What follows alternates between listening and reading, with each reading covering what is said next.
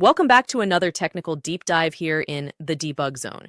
Today we're tackling a big question and breaking it down with insights from other users. Hopefully this clears up some misconceptions and helps you get the answer you need. So buckle up, stay a little curious, and let's jump right in.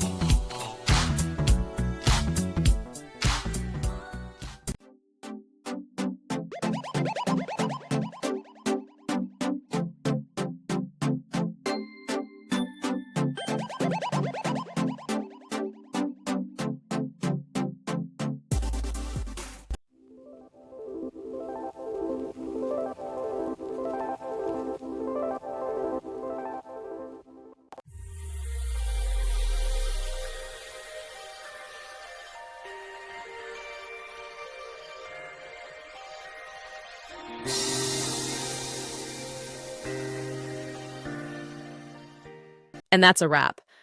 I hope you found the answer you were looking for. If you did, take a second to hit that subscribe button. It really helps out.